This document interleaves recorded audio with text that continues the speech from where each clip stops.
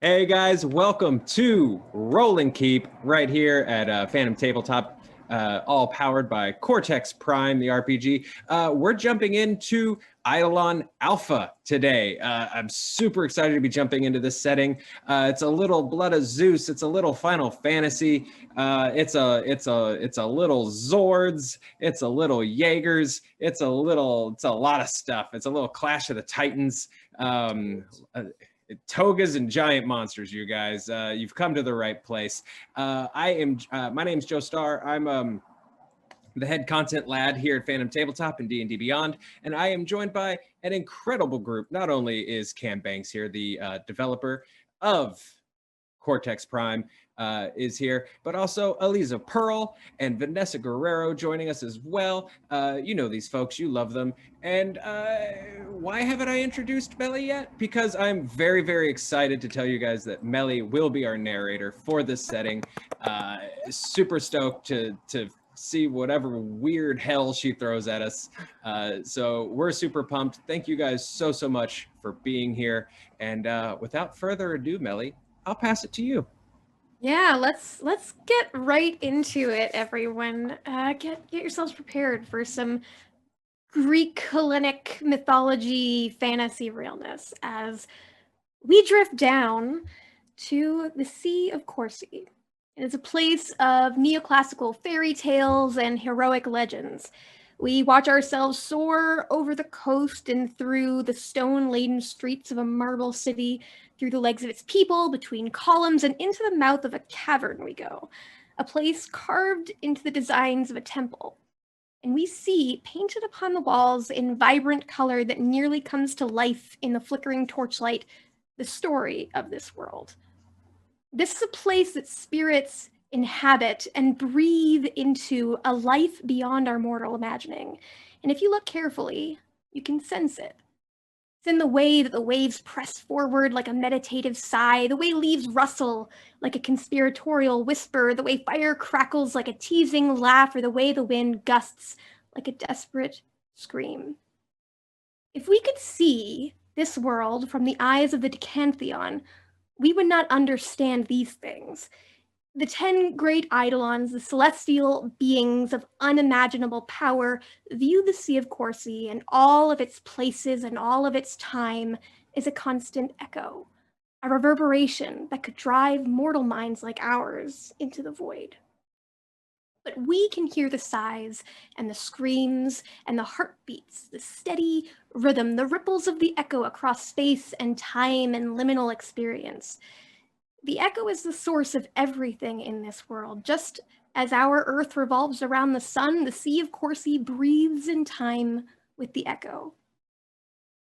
But this world cannot handle the total might of the eidolons of the Decantheon, not in their true form, only through an anchor, through lesser spirits that inhabit the world, through places of great importance like this temple, and through people, endarchs.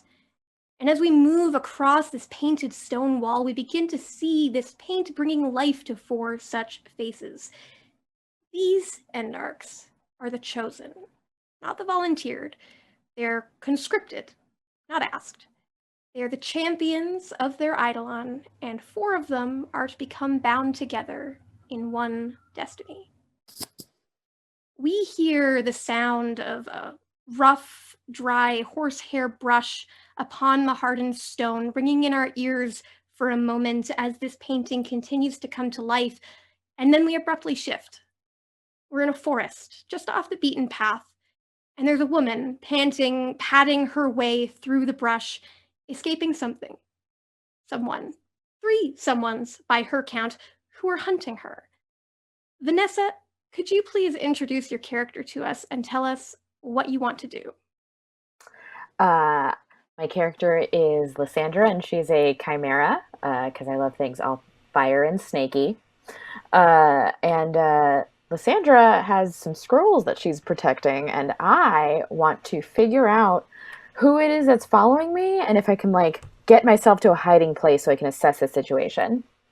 Yeah, for sure. So try to get yourself to a place you can watch and be safe. So I'm going to go ahead and set a difficulty here for you. This is going to be a test.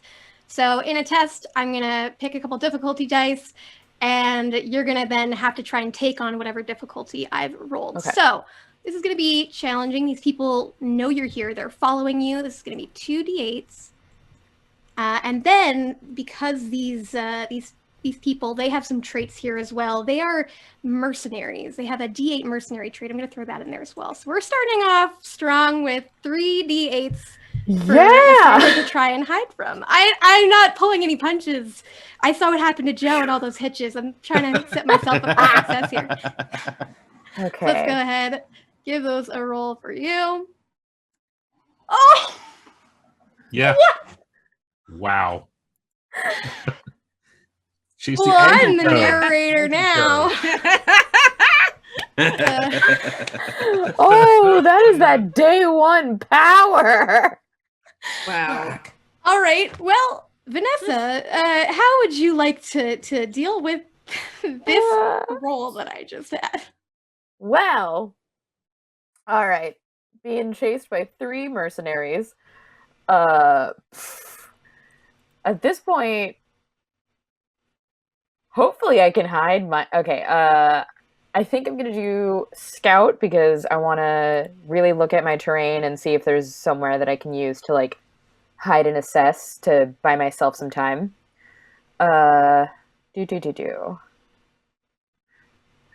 I'm going to use Reason for this one because the reasonable thing is not to take on 3 people by myself. Yeah. And then I'm going to use my Guardian of Letters distinction because these are very sacred artifacts. They came from a library that burnt down that I was supposed to be protecting, and I am not letting anybody get their hands on it. Definitely. And are you going to use any of your powers that you have? Each of these characters are endarchs of an eidolon, and they have 3 powers, and they can add those, one of those, to any roll if that power happens to apply. Yeah, and I have Fear, Fire Breath, and Shapeshifting, and I think I'm going to use Shapeshifting because I would love to be like a bird or something of some kind that'll blend right into these trees. All right, go ahead and get... I mean, it's a pretty good dice pool. Yeah, it's a pretty good dice pool, but also you got that day one power. Yeah, I got a crazy roll. Let's see what happens. No! What am I going to be like? A flamingo in the trees? Yeah. Oof. Oh, that is a roll. Just a flamingo with still my head. Well, I think first what I want to do is I'm going to buy that hitch from you. So okay, you can go ahead and move that down into those activated hitches. And what that's going to be, so, we just have finished playing Tales of Xadia, which was all about everything is stress. In this game, instead, when you have these hitches come up, I can buy them and make a complication, which can be kind of just a narrative disadvantage. And I'm going to say that this is going to be this D6 loosed scroll.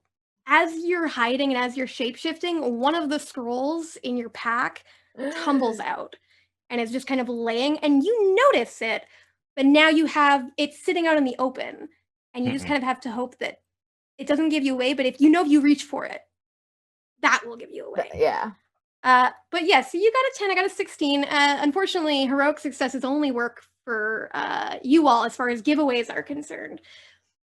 But that is going to mean that this doesn't go very well for you. So as you kind of shapeshift yourself into something feathery, trying to hide in this brush, I will give you a choice, is that you can either fail at hiding or you can be hidden, but you're going to have to, like, your whole bag is going to get, like, stuck or something, and you're going to be, like, stuck in some trees. Ooh, let's go with failing at hiding because that's a more fun one. All right. So, Lysandra, if I'm going to fail fun. Start to kind of shapeshift. We see these feathers just kind of sprout up over you as you just dive into this brush. A scroll tumbles out of your bag. You manage to unhook your pack, not realizing that a scroll's already gone, but you unhook it from some branches as they try to grab you. But you're making a lot of noise. And as you're going through here, the 3 mercenaries begin to approach. And we see 2 of them. They look like they're probably, brother and sister, fraternal twins, maybe. They're both big and stocky with this thin, blonde, patchy hair. One of them's kind of holding a spear very threateningly. The other one just kind of twirling this bolus in her hands. And both of them, along with just these big mountain-like frames, have these tattoos on the side of their face that look like they've tattooed teeth going up the sides of their jaw. But the third figure of these mercenaries doesn't look at all like these two. Aliza, could you introduce your character? You see a very powerfully built lady wearing a brown leatherish kind of overall, belted with some tools hanging off of the belt. Most noticeably, you see a hammer hanging off the belt. And she has long lavender, luscious locks that she has in a ponytail over her shoulder, and some curved white horns that you would recognize as she's an endarch of the Minotaur.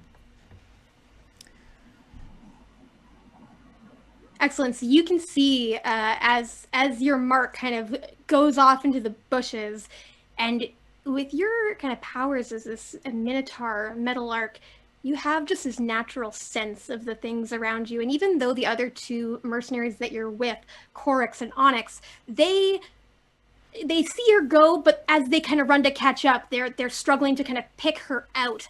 But you have a very clear sense of where she is.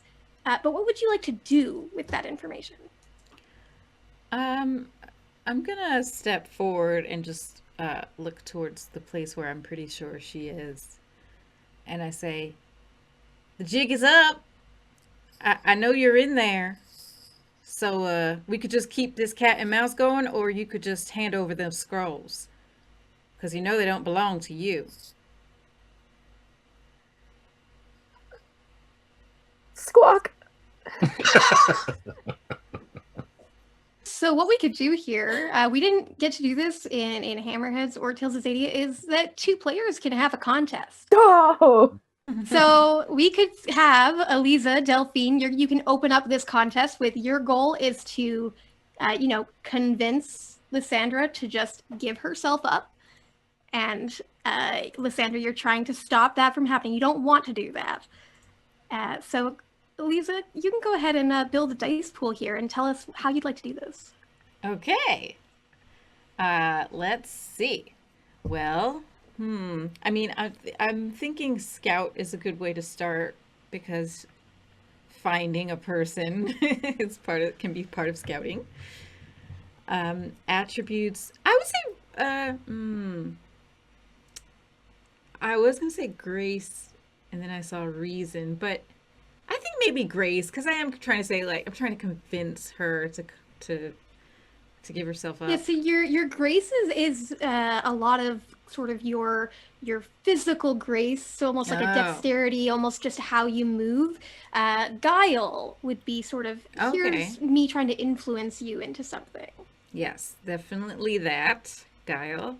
And then, I mean, I think I have a fairly weak case for philosophy moves me. I guess it's just, in this case, it's like, listen, the logical thing to do is just to stop. We're just gonna keep going on and on. So I'm kind of laying out a case for where this will go, and hope that she sees how philosophically it doesn't make sense for us to keep this chase going. And I'm not going to use any powers. And go ahead also, because there is a complication that Vanessa has, which is that loosed scroll. So you get to add another d6 into that pool. Oh, interesting. Can I interact with that scroll at all? Absolutely. Okay, well then I'd like to have picked that up as well, and just holding it and say, listen, we already got one, just give us the rest of them. Beautiful. Okay. Go ahead and roll that. All right.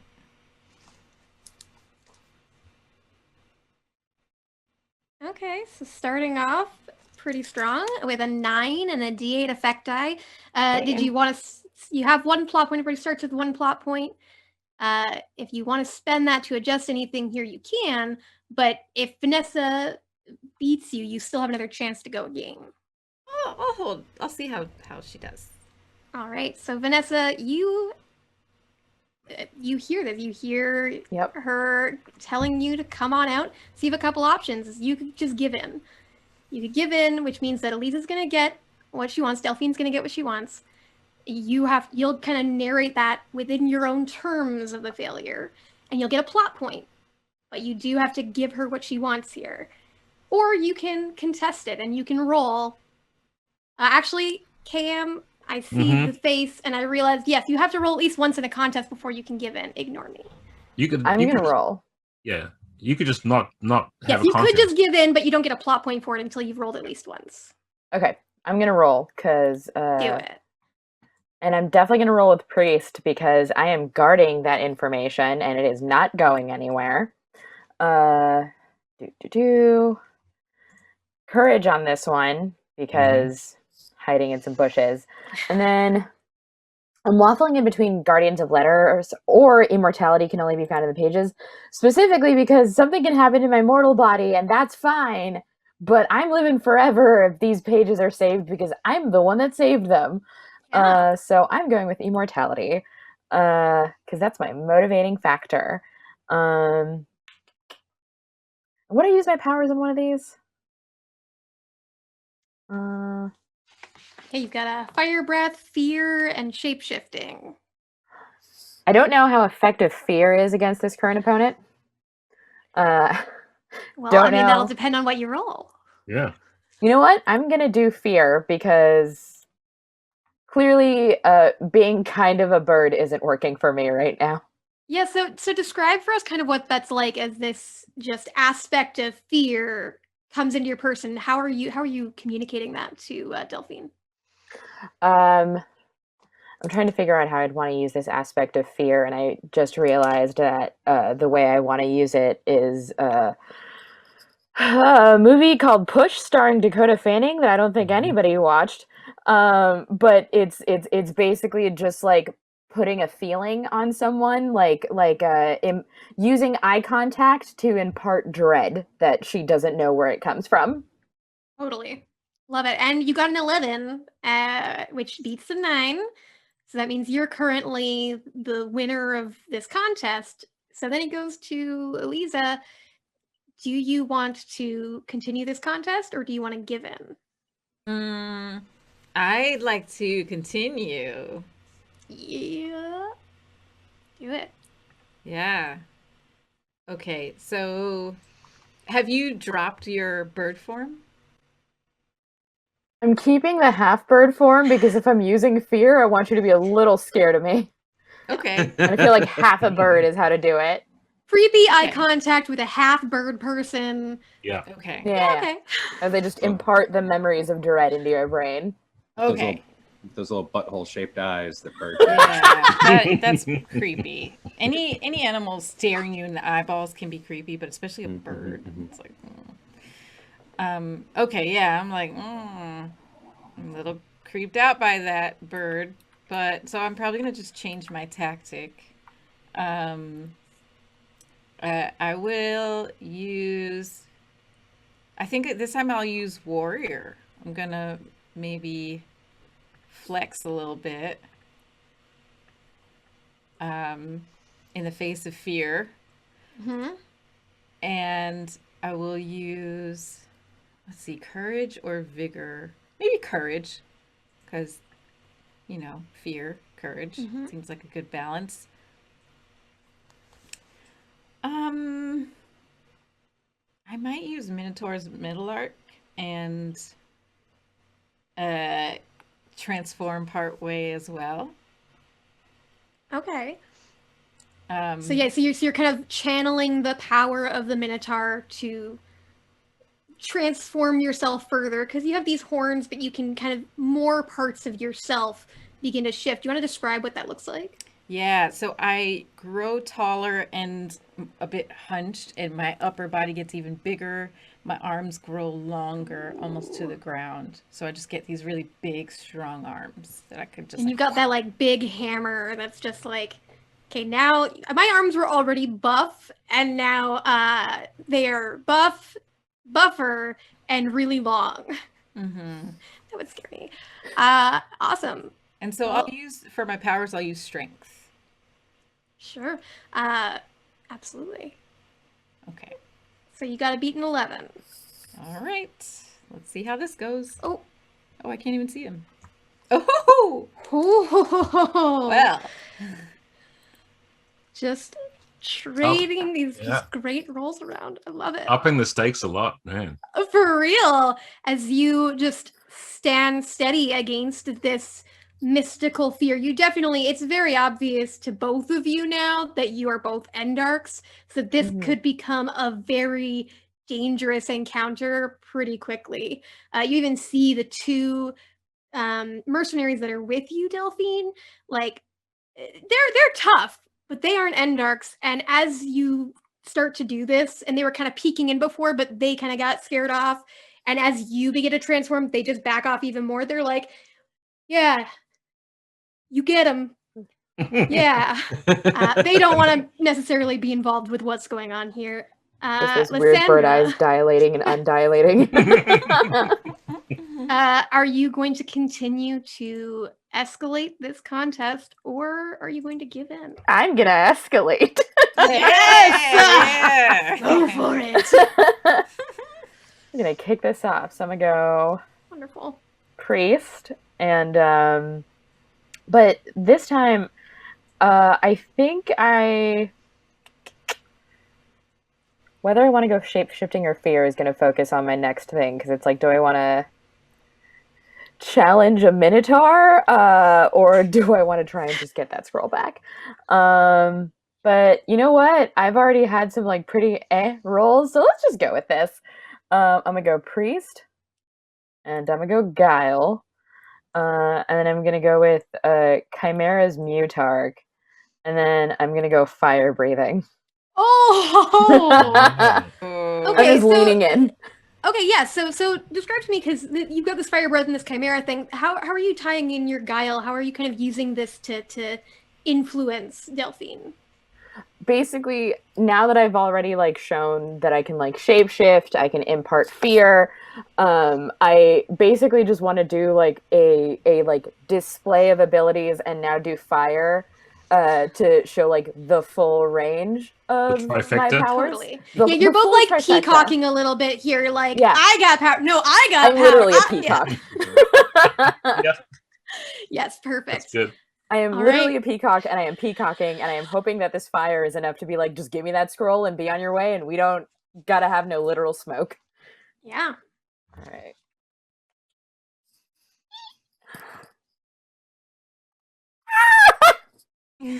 Well, you have an option here, because you have 2 plot points because you got that hitch earlier. Mhm. You can Okay. spend it. You can move that 3 over into your total, right? Yeah. Yeah. I'm gonna spend it. That would beat you by 1 point. By Right. 1 point. I love And then it. that D8 still moves over to the effect die, Yeah, so that's not bad. That last D8, that 2, slides on down. There you go, 15. And I'm gonna spend a So hell point. this fire now coming up, this just threats, these kind of like little like blasts of it. Like, this can get bad real fast. Mm-hmm. Delphine, you can hear as the other 2, they just kind of back off a little bit more. They're not into this fire thing. What do you want to do? Do you want to continue this contest, or do you want to give in? I definitely want to continue, but I also want to try to reason with this person again. Yes, you're switching So- tactics again. Yeah, yeah, because I'm like, okay, yeah, fire, Yes. not great. Although I do have bronze skin, so I could protect myself from the fire. But these 2 little squishies, maybe Yeah. not. So I'll say, all right, no need to get heated. Why is it so important to you anyway? Don't you know it's wrong to steal? I'm gonna And- poke my head out the bushes for just a second. I'm not stealing anything. It's mine. Back in the bushes. Well, that's not what I heard. I was sent to get this for its rightful owner. I'm gonna poke my head out the bushes again one more time. Who told you that there was an owner for these scrolls back in the bushes?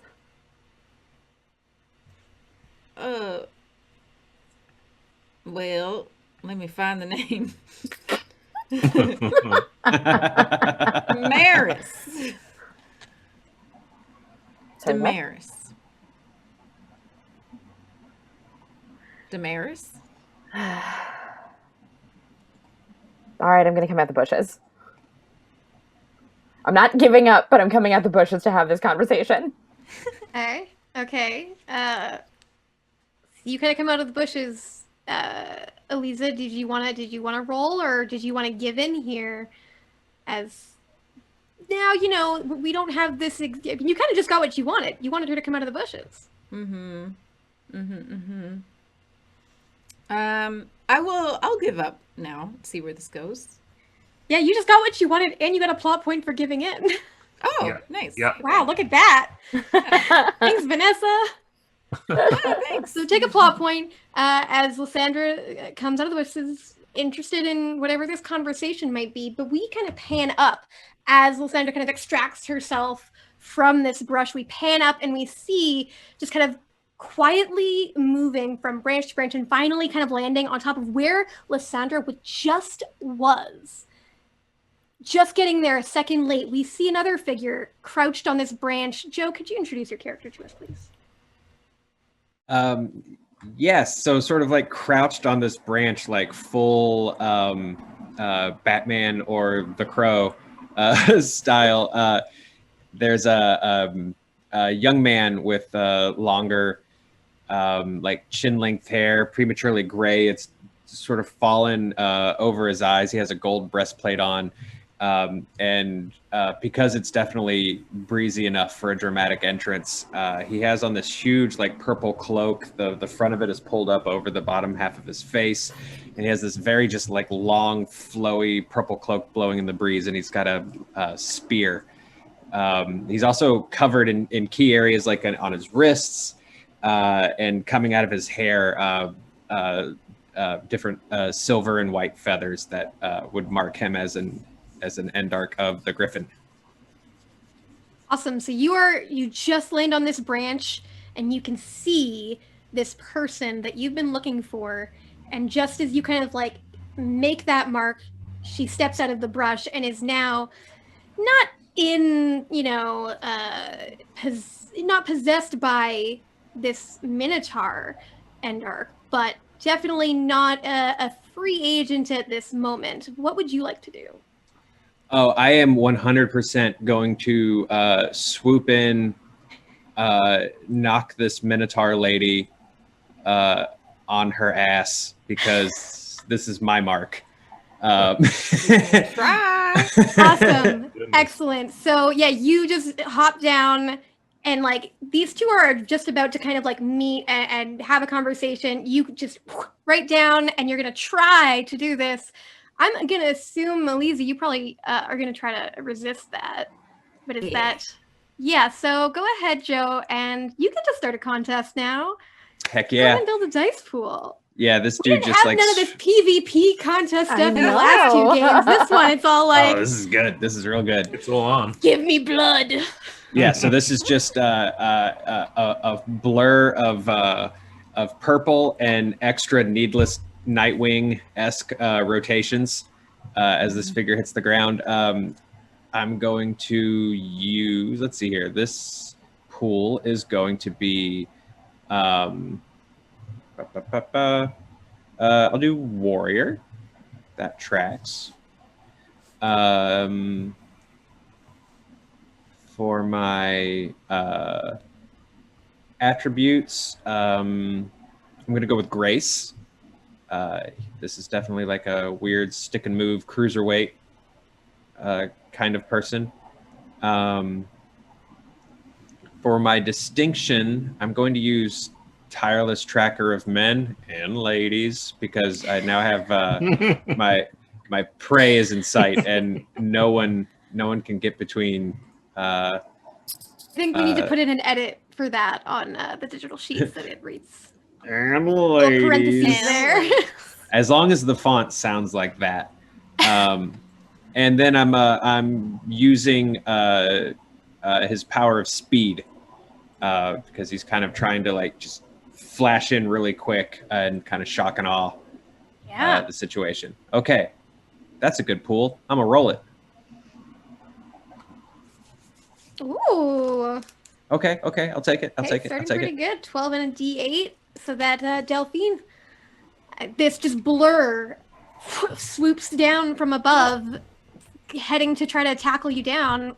What are you doing? I'm gonna try to flit it away and stay on my feet for sure. Go ahead and give it a try. So I will use Warrior for sheer strength and composure during an attack. And then I will use, so Grace, it sounds like, right? You said this is like physical Grace. I'm still partially Minotaured up, so I'm going to use Minotaur's Meadowlark. Sure. And I'm going to say senses. Because, you know, having a good awareness that a bird thing is attacking me while also keeping my eye on my mark. And they're fighting over you already, Lysandra. Yeah. Do I, since I have the scroll in my hand, do I still get that D6? I know, that is a complication that's attached to Vanessa's character. Gotcha. Okay. All right, I'm going to roll If you wanted to, technically, yes. You could spend like a plot point to make yourself an asset. But oof. Oh no. Okay. Oh, there you go. That you cannot make that into a 13. There's no way to do that. I could buy that hitch and give you a complication now. Joe, I would give me an idea of what complication I might give Aliza here. Ooh, okay. So the idea is he's coming down and using the handle end of this spear to do two things: kick dirt from the dirt path into her face and eyes, and then knock her off her feet. So the complication would be dirt in the eyes. Dirt eyes. Sure. So yeah. So like dirty D6, eyes. Dirty eyes. D6. So that's just me buying that hitch. So you get a plot point for that, Aliza. All right. But when somebody wins a contest, so it's not that Joe just got what he wanted. It's that you fought over it, you resisted, you did not give in, you did not get what he wanted, but he gets to give you some stress onto one of your attributes. And he had a D8 effect die. So we've got these attributes here, which I don't have. Oh, there we go. Courage, grace, guile, reason, and vigor. So, Joe, you can tell me which of those attributes you want to kind of, what are you targeting with this? I would say grace. I'm trying to slow her down a bit. Totally. So you get a D8 of grace stress, Delphine. Okay.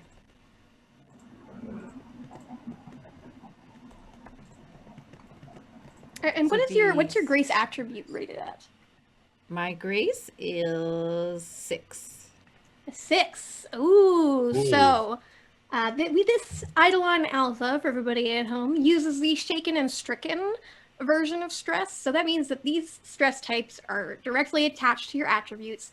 And if you take stress and it puts you at a level above the rating of that attribute, that is, you are now shaken.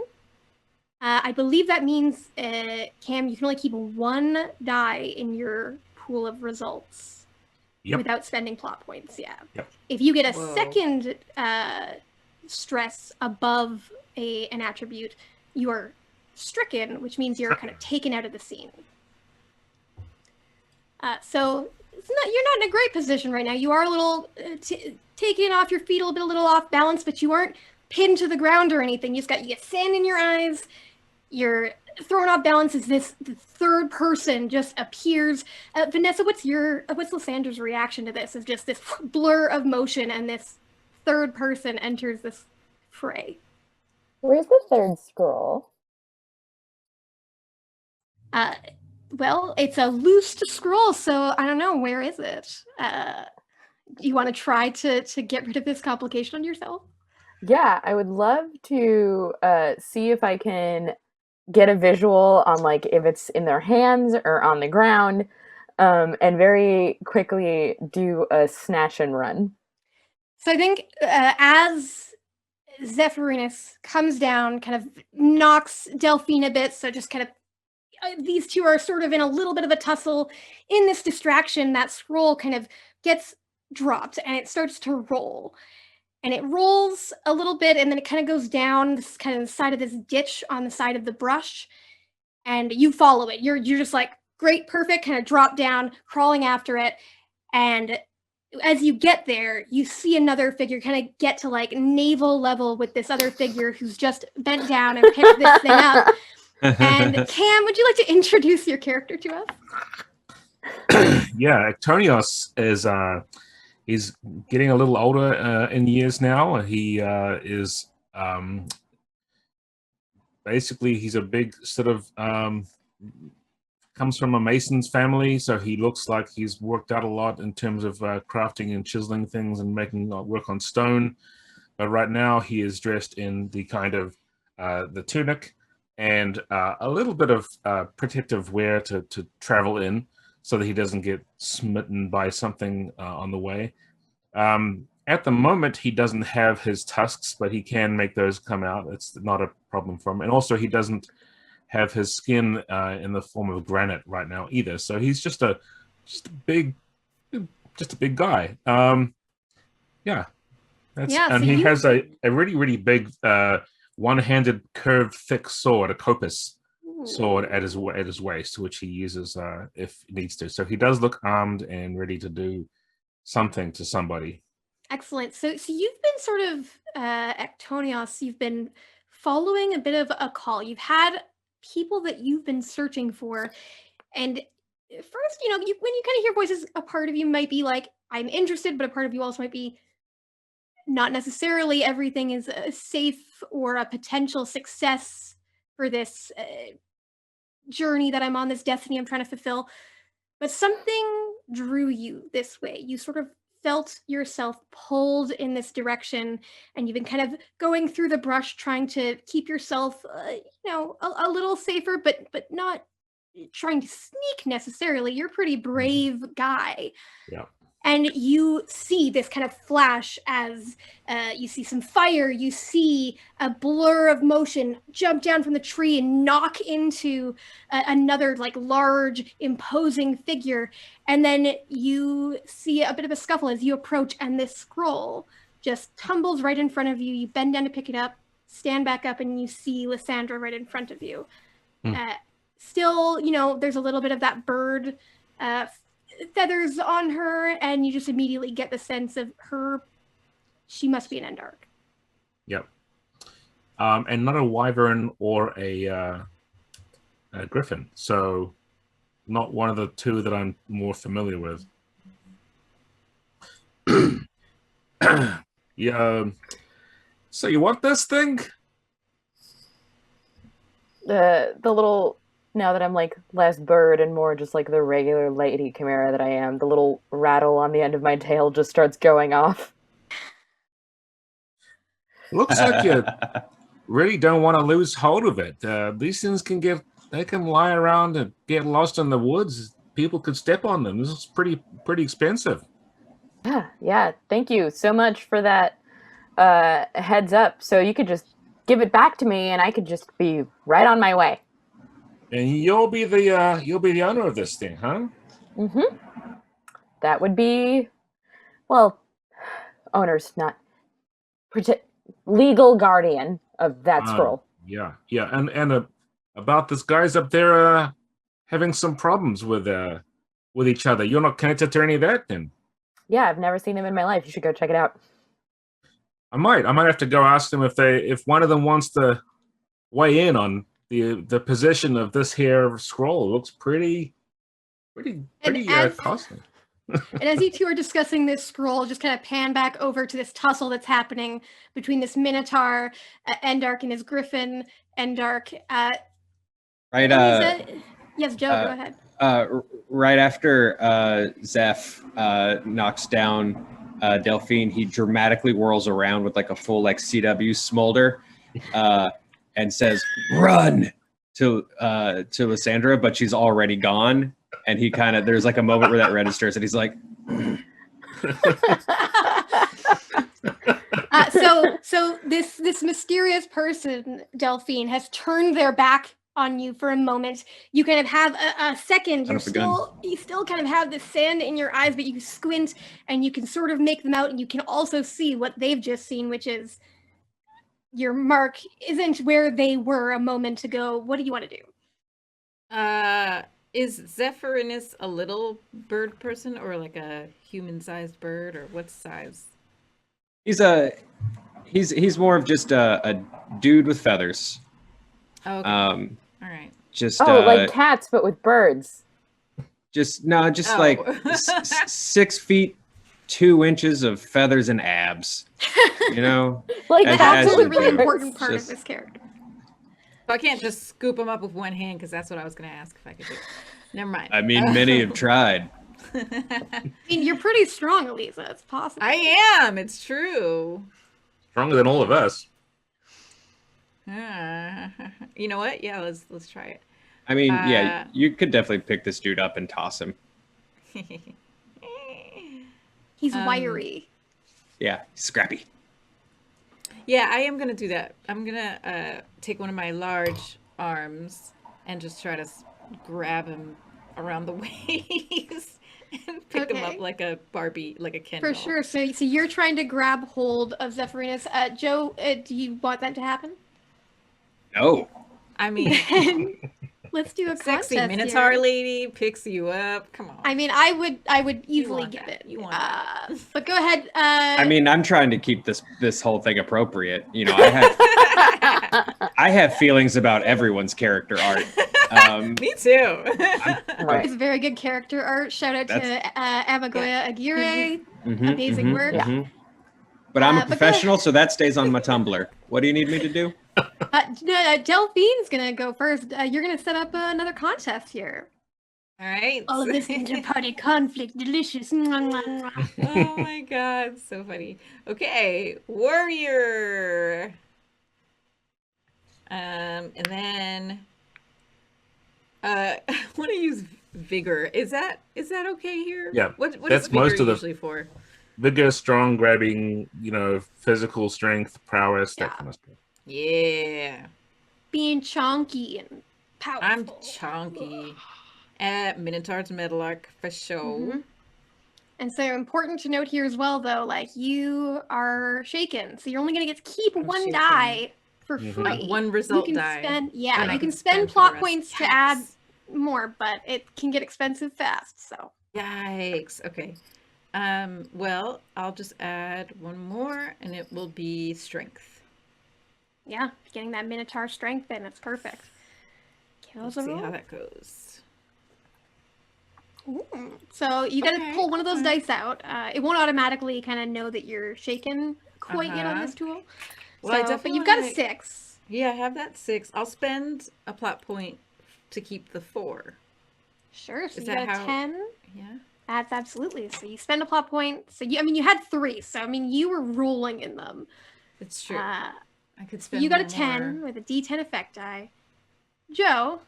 Mm-hmm. Delphine comes to just grab you from behind. What is Zeph doing?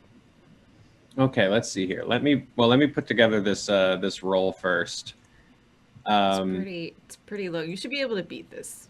Del, what are you trying to do? Are you trying to like over the head like slam this kid or just chuck him? No, just lift you up off the ground so that you can't fly away or walk away. Okay, got it. Cam, can you quickly advise me? So there's a complication on Delphine and there's stress on Delphine. Yep. Does somebody get to use both of those things or one or the other? They get to use both. So, Joe, that means you get to add, assuming you narratively tell us why you're using these things, but there's that sand in the eyes, or dirty eyes, rather, D6, and a D8 of grace stress. So if you tie that into what you're doing here, you'll be able to use more dice. Cool. So, yeah, he's definitely definitely trying to take advantage of the fact that she's still a little blindy.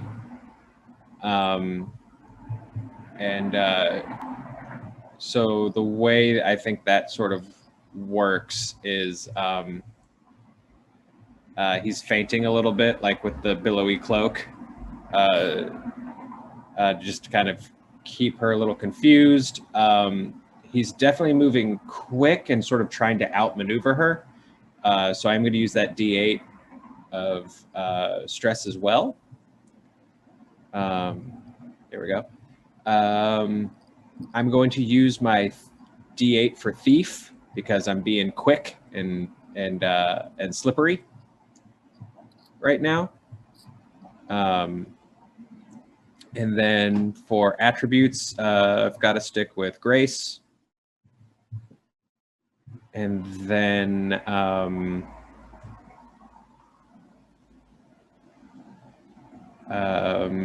not going to use... I mean, I might as well use a power, right? If you think that it applies, you tell me what you're using and how it applies to the roll. I mean, it's still stacking the speed, I think. He's just, you know, the wind picking up, and he's using his little bird speed. Yeah, and you still got a distinction to add, too. Oh, man, I do. This is a big pool of dice. Whew, yeah. And I'm going to use Tireless Tracker of Men, but I'm going to use it as a hindrance. I'm going to use a 4 to buy a plot point, because right now he's getting a little... this didn't go the way he needed it to go immediately, and so he's a little flustered. Mm-hmm. Love it. So the facade is already breaking a little bit.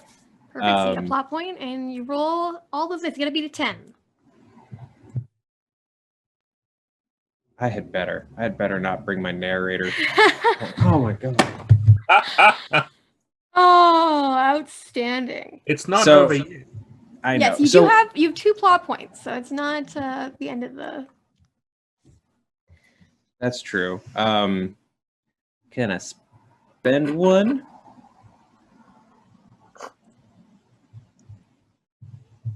So what would you like to... What die are you moving into that total? I would move. So I have my options are my 3 or my 2, right? Or my effect die. Yeah, one of those 3 dice. You can't use that hitch for anything. But I'm Right. gonna let you come up with something for Aliza. I will buy that hitch from you once you've kind of figured out your role here for Great. Aliza to come up with. So I'm moving that. I'm spending a plot point, and I'm moving that 3 down for 12. There you go. And Aliza, just so that we know the flow of like what's attempting to happen, is he's full on just trying to maneuver this into a Black Widow head scissor kind of thing. So that's, if it works, that's what's happening. I feel like I probably just reached out and tried to grab you, and I missed because I obviously. Oh, now he's just using your arm as a base and swinging around on it. Yeah. So, Aliza, do you have an idea? I'm going to buy this hitch from Joe so that we can give him a D6 complication. Do you have an idea of what you think that complication should be? And it can be based in one of the attributes. Is that right? So that's for stress. This is more like just a situational thing, like how you got got sand in your eyes, and there's a loose scroll for Lysandra. Step on his cloak. This is some kind of adjacent problem that's going to happen to him, regardless you of can whether take he wins advantage or of. loses. Yeah. I think. I'm having trouble thinking of anything. Yeah, I mean, I do like what you said, Joe, like the too much fabric going on. Yeah, you can just step on the fabric. Anchor him. Okay, yeah. So we'll just call that D6 too much fabric. Too Does much that sound good? Because that'll be fun to play with. And so now you get to decide, Aliza, do you want to give in? You'll get a plot point. You'll kind of narrate your failure on your terms. You'll have to, you won't grab Joe, but you get to narrate exactly how that happens, or continue this contest, try to beat a 12. I'm gonna give in because I don't want to spend all my plot points trying to save dice from getting thrown away. I'm giving in. So you get a plot point, and go ahead and tell us kind of what happens, because you're getting, not what you want. You don't grab Joe. So Joe's getting what he wants, which is to, escape your grasp. But you get to kind of decide the terms of that failure. So you tell me what happens. Yeah, so after I reach out and then I still can't really see well because of the dirt in my eyes, but I just see this purple fabricy feather man flitting around, and I'm like, okay, what? And I just stumble backwards. I'm like, okay, no. Yeah, so you kind of get out of Zeph's reach, so he can't, Black Widow scissor kick you. And Ectonios, you've got this scroll in your hand. You're seeing these other two who, you can see, these griffin features, these minotaur features, and you've got Lysandra kind of right there, but you easily can sort of get by her. She's not a imposing figure. Yeah. What are you two doing? So we've just seen this happen. Is Lysandra looking in my direction? Is that kind of what's happening? I'm looking past her. This is sort of like as you two had that interaction, this was happening right. at the same time. And so as kind of Delphine stumbles away, you've just said, well, maybe we should take it over there and talk to these people. And you look up and you kind of see as these two are kind of like, because of the way that, Zeph is fainting and Delphine's kind of stumbling back, they look not like very effective fighters in this moment. No. Not a great first impression for you. Yeah. I am looking for some people, right? That's I'm looking, I don't know quite who they are. Yeah. Is there something about Lysandra that now that I'm sort of talking to her and getting a read from her, am I getting a feeling from her specifically? Well, you definitely, you're kind of getting a feeling in this area that you're in, like these people that are around you, there's something strong pulling you to somebody here or more than one person here. Okay. And you do also see, as, she said, her rattlesnake tail is kind of rattling, which kind of draws your eye. Okay. Listen, why don't you take this thing and hold up for me, will you? I gotta go talk to these guys. Don't go anywhere. I gotta come back to you. Just a moment. I'll stay right here. I just push it right back into her arms and then sort of stride by. I'm not gonna look back and see if she's run off because she probably is gonna take off. But I'm just like, I want to give that impression like it's all good. It's all good. I'm taking this from you, and I'm gonna head up towards up this little bit of a rise. You said it's like a ditch almost, or what was it like?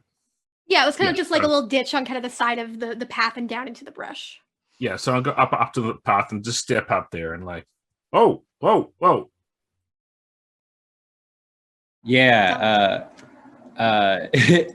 when she sort of like steps back and just like lets me go, Zeph definitely does a big like tricked out, like sort of flip to try to get away from her, which looks awesome until he runs out of slack from the cape situation because her foot's on it, and he just like face plants in front of Ectonios.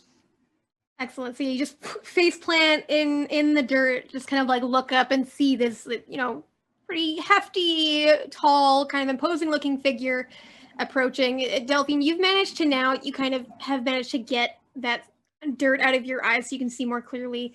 So you can see this too. Now there's two other people here, weren't supposed to be here. And Lysandra, are you staying?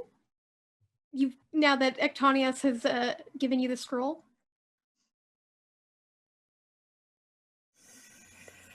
I'm gonna turn into a lizard and scurry away. So yeah, and you've disappeared by the time that kind of eyes clear, head up from the dirt. Ectonios now approaching. Zeph and Delphine, what are you doing? What's your reaction to this? I want to revise something, by the way, too. I don't think I'm going to be all that tall. I'm imagining myself as being one of those, sort of mid-30s Greco-Italian dudes who is sort of like more broad, stocky, than tall. He's maybe 5'6", 5'7". Perfect. Noted. And good use of our safety tools. Rewinding. Mm-hmm. Perfect. So, Zeph and Delphine? I'm on the ground now, so Delphine, after you. I just look between the two of them, and I'm still kind of minatory, and I say, y'all better have a very good reason for making me lose the person I've been tracking. Well, what is all this about? You mean the young lady back there? She's all right. I just left her in possession with something she'd lost. I was trying to talk to you, one or both of you, about what's happening because I have a calling, and I have to talk to you about that calling. And right now, my brother Griffin here seems to be a little offset. He's going to do okay. You seem as if you have some other problems, and I'll reach to my waist, and my other hip has like a big water flask, kind of water skin, right? And I'll unclip that. I'll throw it over to you, Delphine. Maybe wash your face. You got something in your eyes. Thank you. Excuse me, you said you gave... Did you give the scroll back to that girl? Because she's an arsonist and a thief, and she burned down an archive and stole those scrolls. No, I did not get that feeling from her. What? You turn, not there. Yeah. Gone. Oh. Well, she'll be back. Wait, she's gone? Are those two over there? Yeah. She, I think she like turned into, to like a lizard or something. She just sort of got really small and They're pretty far away. They really backed off when all of this started happening. They were here for one person, not a bunch of endarchs.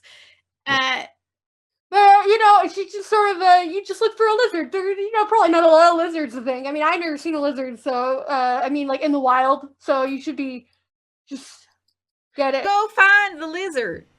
Go find her. Okay, we'll check this way. We got, and they kind of just start to go off, and you sort of look to these other people who are here with you, and I mean, two of you definitely want to find this chimera, and we kind of cut from this scene over to a little bit later, as these two mercenaries we've had with you, they went off in another direction, and you've got you three sort of walking together. You sort of been probably not chatting very casually based on who you all are, but you're sort of after a similar thing, so you've been kind of moving in the same direction, even if not intentionally. You just keep running back into each other.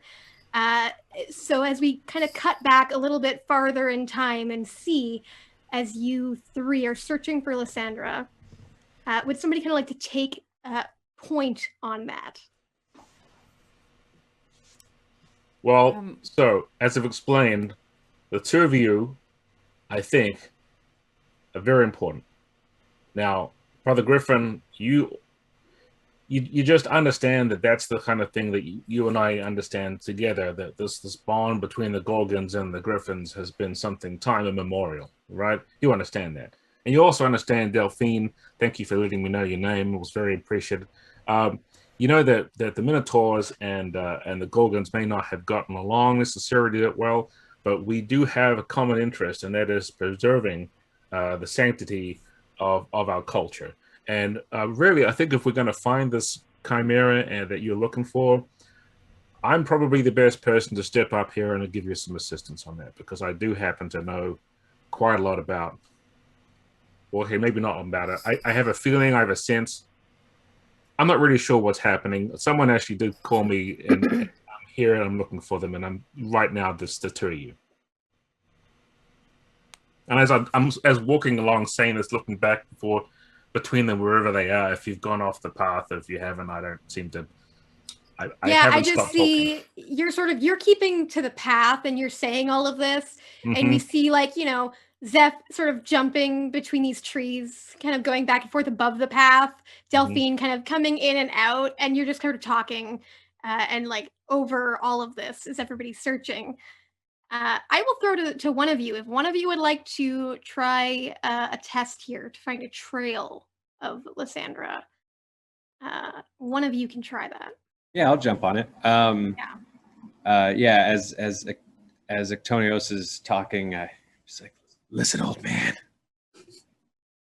I don't care about the bond, and I don't care about her culture. This woman stole something important from me, and I want it back. Like you can tell he's just really, really going with like this is. What'd you say? Was it your voice? Did she steal your voice? That's. I've heard that happens. That can happen. No. Do you want? I'll steal your voice. Don't worry about it. Just. I think you got a good lead on the trail there. If you keep going at it, well, Delphine and I will just keep talking. You're fine. Don't stress yourself. This is a bit of a problem. Just stay out of my way. And I jump into the sky to get a bird's eye view to try to find Lysandra.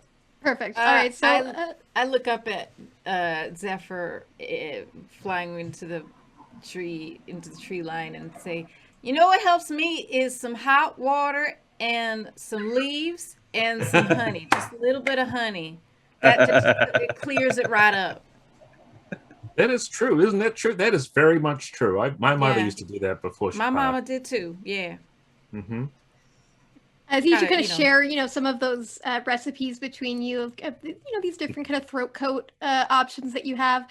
Zeph, I'm going to go ahead and set up a test. You're trying to find this trail of Lysandra. And Lysandra, can you tell me what's your scout die? My scout die? Yeah. 8.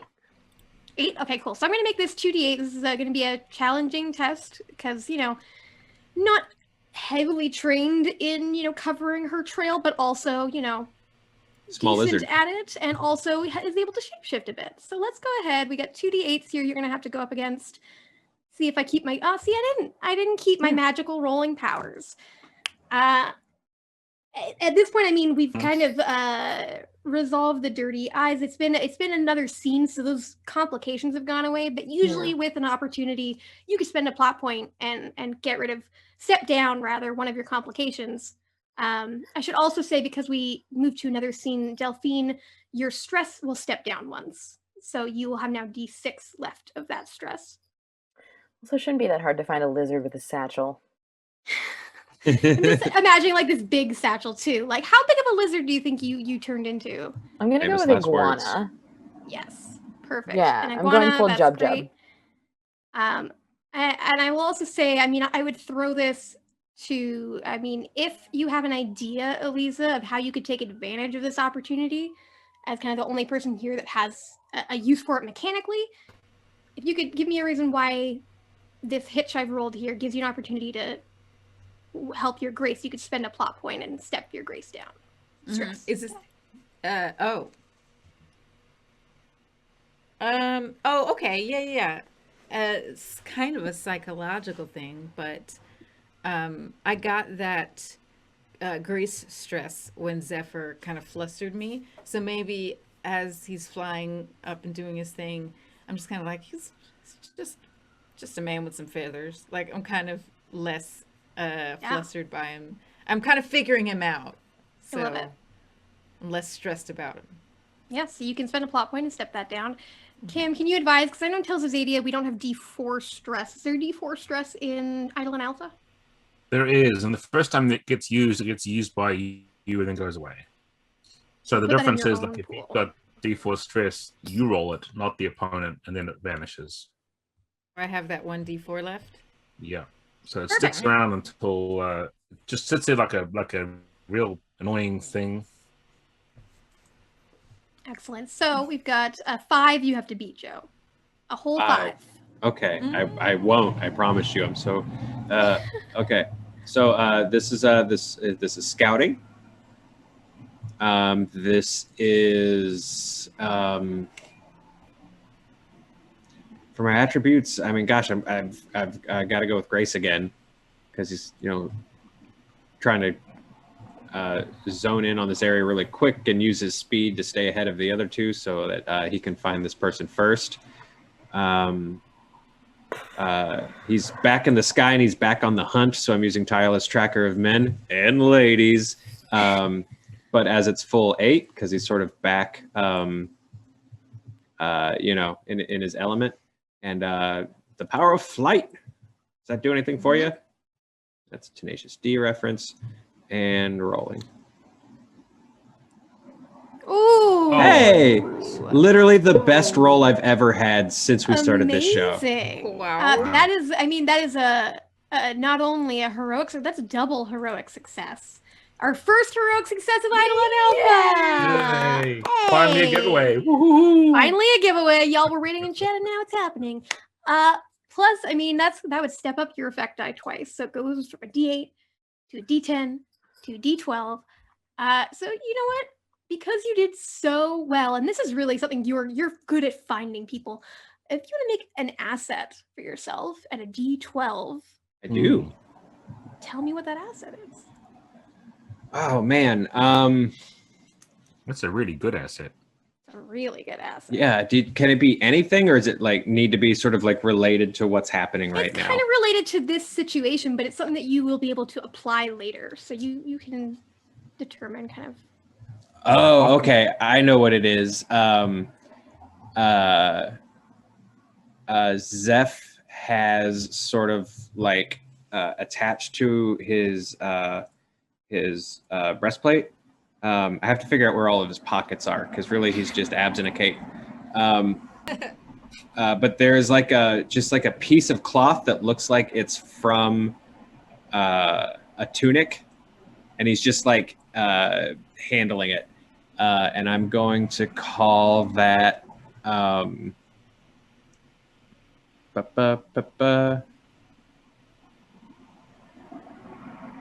going to call it like Orphan's Trace. So this is this belonged to someone who he is trying to find via Lysandra. Excellent. You have this D12 asset, super awesome, and you do find a trace of her, because after a long enough time, she had a good head start. Maybe turning into different animals, trying to change stuff up, trying to find a place where she can be safe. Starts to get a little darker, less safe to travel, and you manage to see a place that you think looks like it has been sort of manhandled or lady handled, as we should really say.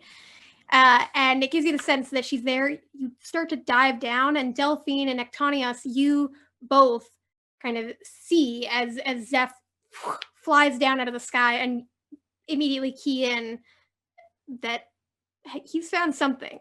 And we kind of cut to the next scene where we have Lysandra.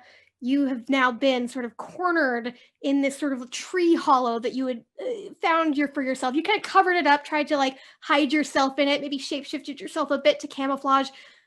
But Zeph is a tireless tracker of men and ladies, and he has found you. And now you have him, Delphine, Ectonios coming up at the rear, all kind of with you with your back to a tree.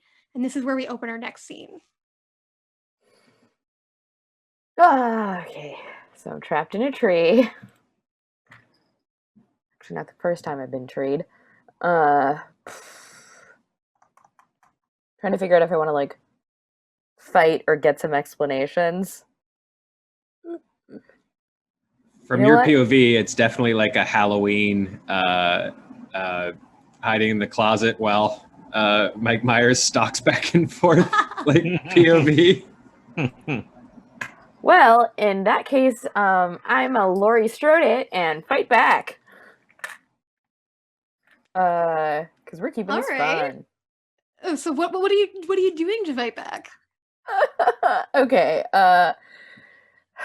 I feel like warrior applies here more than priest, which is unfortunate because that's my tinier die. But I'm gonna use courage on this one. And I'm gonna use. Do I want Guardians of Lerda for this, or I'm gonna use my Mutark, because I'm going to go. Do I want fire breath or shape shifting? No. I've got 3 different opponents here, and I don't know if one of y'all can take out a bear. One of y'all can't. I don't know that, but I do know that fear is a common base level. So I want to use fear and basically appear to each of them as what they're most afraid of. Okay. So what is your goal here? If you kind of win a contest here to sort of frighten them off, what is that your goal is to scare them off, or is there something else you're trying to do? My goal is to less so scare them off and more so like get them to stop pursuing me. If I can get some answers as to why they're pursuing me, dope. But more than anything, I want to make it very clear I'm not letting go of these scrolls. For sure. So you're just trying to intimidate them. Like you don't want to mess with me. Yeah. Basically, like, I'm open to questions and I'm open to running away, but you're not getting the scrolls. Cool. Cam, because this kind of sounds like a group contest. So can you advise me a little bit on the rules for this? Would this be, she's going to set this up and anybody that wants to resist it will have a chance to roll off against it.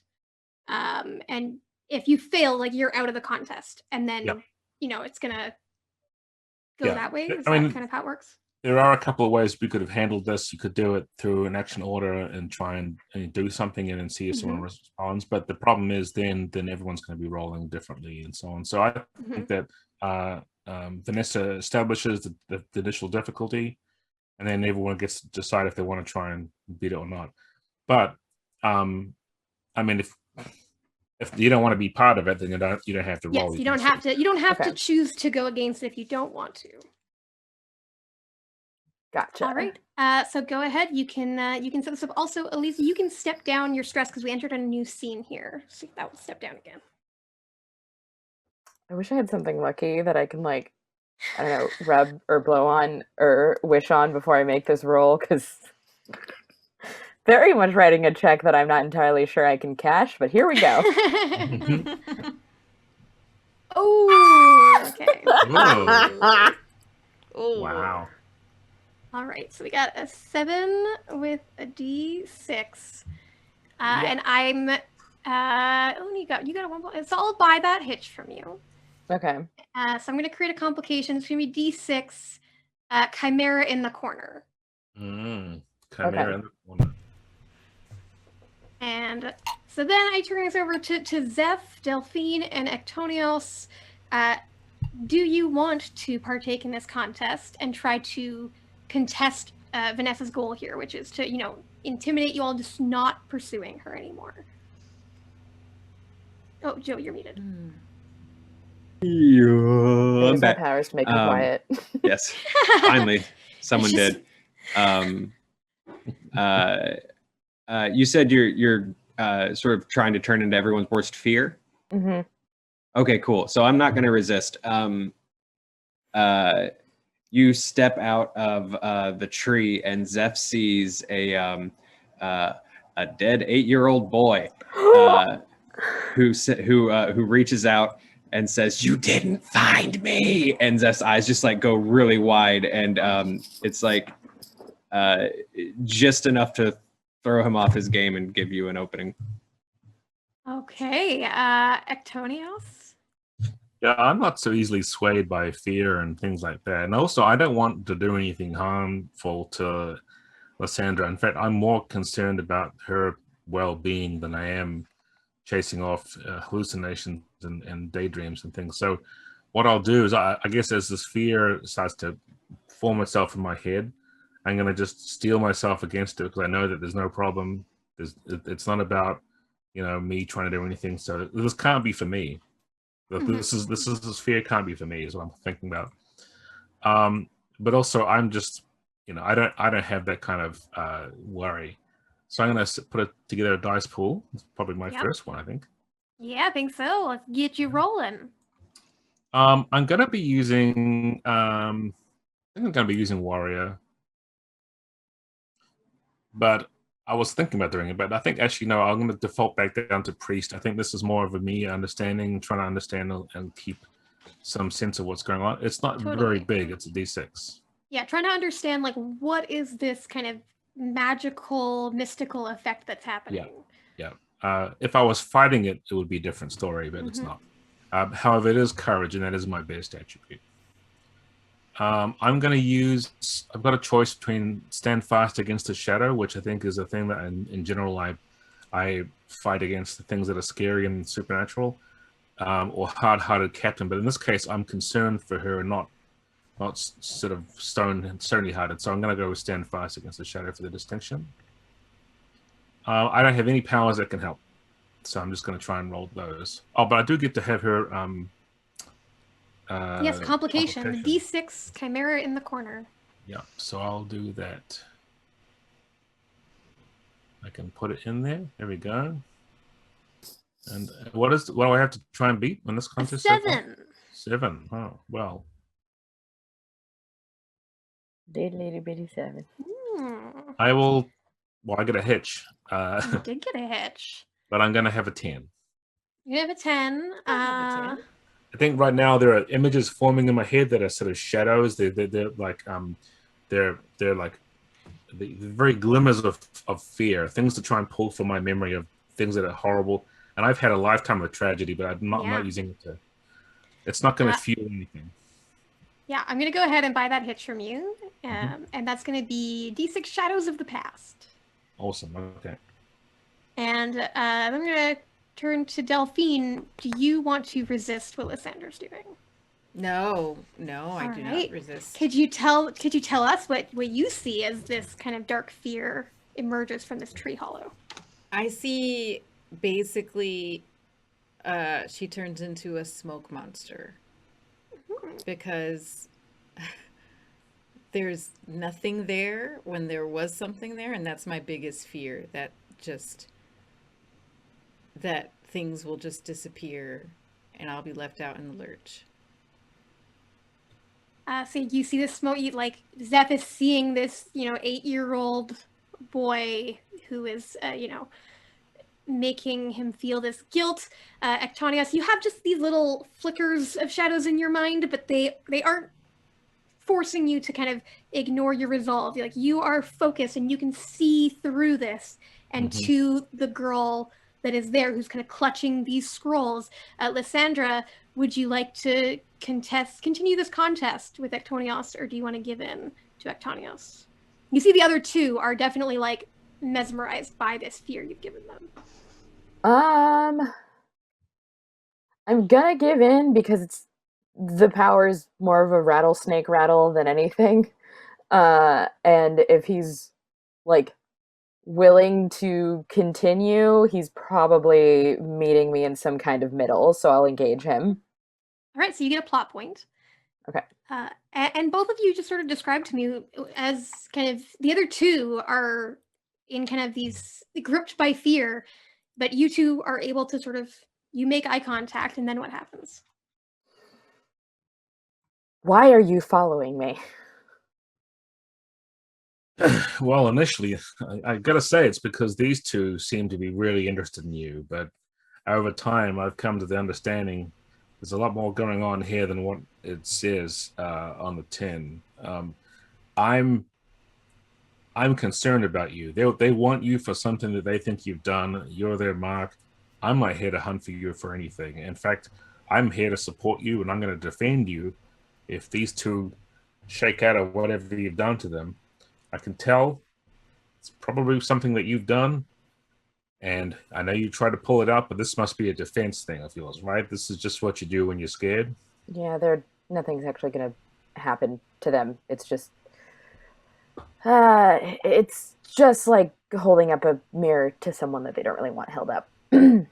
We've got a moment here while they're panicking and terrified and thinking that something's going to kill them to have a real discussion maybe about what it is that's going on. So maybe you can tell me why you've got this scroll and why you're running from him. Did you really burn down a library? I didn't burn down anything. That library was my entire life. I was born to take care of that library. Everyone before me took care of that library. That library is the only reason why I exist. Stories are why I exist. Stories are the closest thing mankind can get to making their own god. And somebody burnt down my library. These scrolls are all I have of that night. I wasn't even supposed to be there, and I saw the flames, and I had to save whatever was left over, and I'm not giving these to anyone. Well, I don't think you should. And let me tell you, I know a little bit about responsibility. My parents both died when I was young, crushed as the building fell upon them they're working on. So I was only a little kid. And then right after that, the Gorgons showed up and said, hey, guess what? I got things for you to do. So I know about responsibility and I know what happens when things happen in a bad way. And it looks like they're shaking a bit out. It looks like they're coming around a little bit. But listen, Yeah, it doesn't last that long. we're going to explain that you didn't do any of that and that the whole things you're holding there are important, and that's what's going on. And I think once we reason with them, and I'm fairly certain we can, we'll clear it up. All right, but if it goes awry, I'm turning into a chimp and swinging out of here. Wouldn't put it past you. Thank And as Zeph and Delphine, you sort of start to come to your senses and you realize that this was something otherworldly, but it wasn't what you thought it was. And you can see these two, standing kind of calmly and talking. Do you go along with, having this conversation and learning what Lysandra is saying is the truth?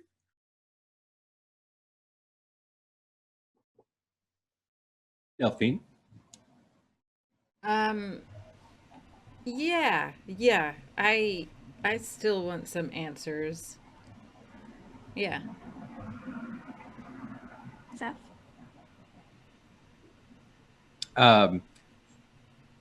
Yeah, Zeph is sort of shakes. He's like real shook up, and it kind of seems like now there are two people standing calmly to hang out with Lysandra, and that's the element of surprise is kind of gone. So for now, it just kind of stands there. Yeah, we kind of fast forward a bit. We fast forward a little bit. You all kind of sort of settle into somewhat of a camp. You make a fire. You're going to be out here in the woods. You have to at least kind of take care of yourselves. And Lysandra shares kind of that same information she just shared with Ectonios. And as she kind of comes to the end of that story, what are you all talking about? Well, something is very wrong.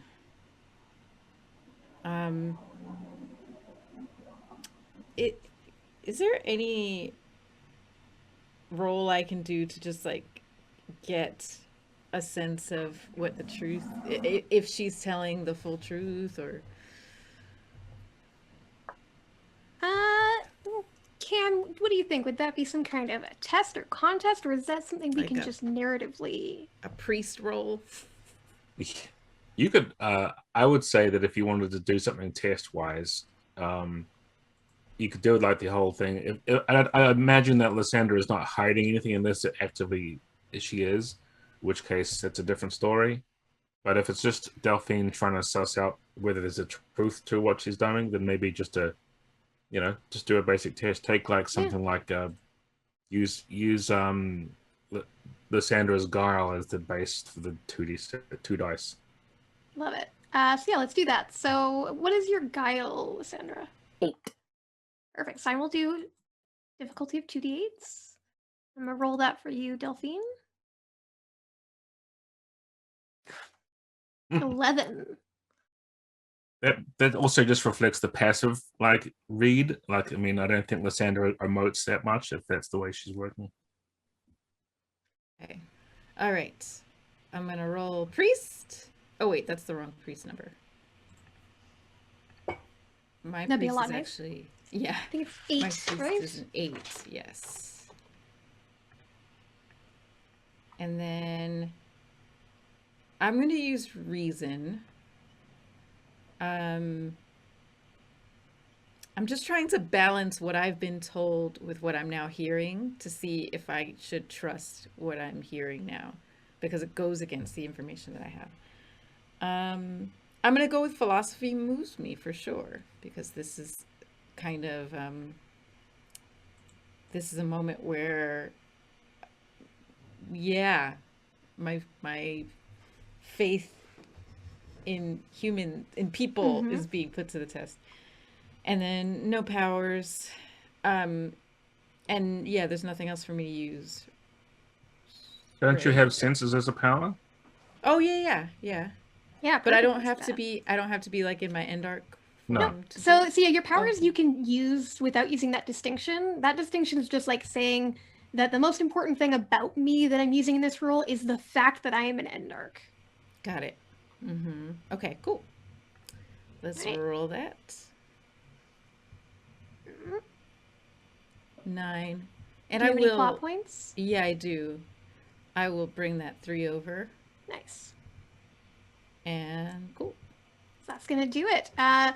So you are able to get a sense that you were not told necessarily.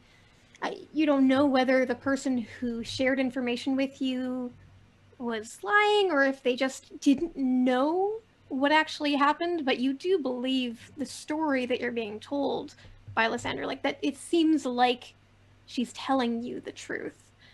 And if you'd like to, you could grab that effect die that you have there, that D8, and use that as some kind of information or a connection with Lysandra that you'll be able to use in another role if you'd like. Yeah. So listen, Lysandra, I meditated on this and I thought about it, and I'm just getting this vibe from you that I really believe that you're telling the truth here. So we're gonna have to work this out though, because I have someone who I'm under their employ, and they're saying this opposite happened.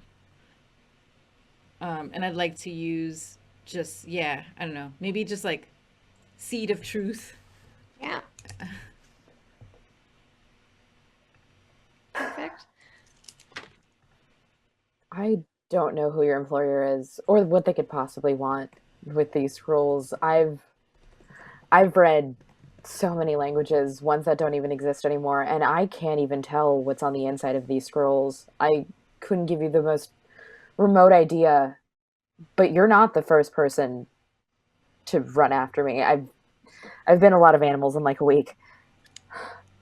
All I know is I need to get to the wyverns and get some safety and some answers, because I don't know why anyone wants these. I thought they were just paper. So you don't even know why they're so important to my I could read employer. just about everything. Not these.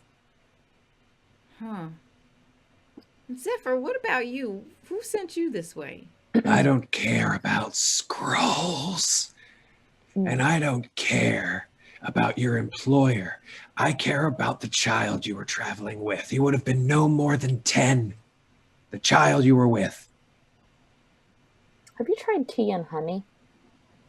And he like takes the that scrap off of out of his, and just like walks like right up and just like puts it in her face, and is just like, this token, he wore this token. Token. Is this a part of a cloak?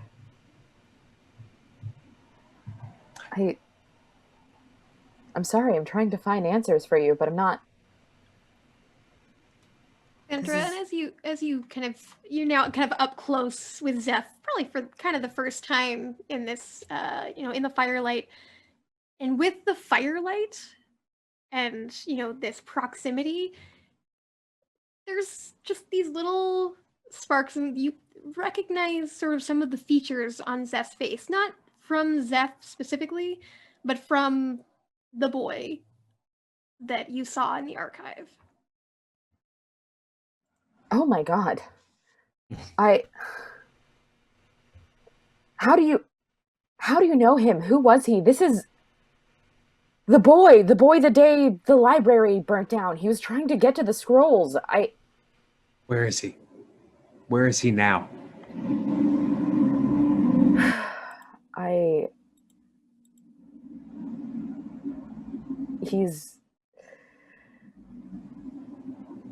He's where the library was.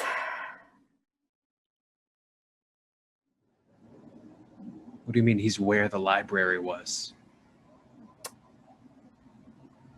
I didn't know what his fate was. All I know is I went in, he was trying to get to the scrolls. I thought he was stealing them. I grabbed what I could and I ran out, and the library collapsed. It's ashes. And you just left him there. I left everything there. It is the most powerless I've ever felt. All I can save are these pieces of paper. Do you know who set that fire? No. But I want to know. Then And until I've got we to find out. And until we do find out, you set that fire. Do you understand me? Until we found out, someone else set that fire, but you're not the only one that lost something in there. As kind of this standoff is happening, you all start to kind of hear a rustling in the brush around you. Just kind of takes your attention, and maybe it doesn't break this standoff, but it does at least get Ectonios and Delphine's attention. Delphine, especially with your senses, and you kind of turn and look, and kind of hard to tell exactly where it's coming from until it kind of starts to center in, kind of to the front of this little kind of tree hollow clearing. And breaking through the brush, you see Onyx and Corax, the two mercenaries that were with you, Delphine. But there's something strange about them, and the rest of you maybe don't quite notice. But Delphine, you've been traveling with them for, a number of days at this point, and think about the way that they just kind of have their shoulders slumped, and the way that they're not talking amongst themselves, the way that you're just so used to. Like, you didn't hear their voices coming, you just heard this rustling, and they step out, and Corax has this spear just kind of hanging almost limp at his side, and Onyx has this bolus just weighing down heavily to the point where she's almost kind of leaned over to one side, and it's just dragging through the leaves and the twigs on the ground, kind of cracking them. But what you notice most as they kind of come within enough sight of the firelight is, and in them is that thing you fear. Just nothing. A void. And that is where we will end for today. Awesome. Thank you, everyone, for going through that and having these character introductions. Joe, do you want to go ahead and do the business? Yeah, I'll jump in and do the business. Thank you all so much for watching our first episode of Eidolon Alpha. We really appreciate having you here. Again, Tales of Xadia, the Dragon Prince RPG, on sale for pre-order right now. There are links in the description below if you're on YouTube watching this in the future. If you're watching on Twitch with us right now, they'll be dropping links in the chat. Thank you all so much for being with us. Make sure you follow us on all the appropriate social things. There's links where you need there to be links. Links will be popping up, and we will see you guys next week for the second episode of Eidolon Alpha.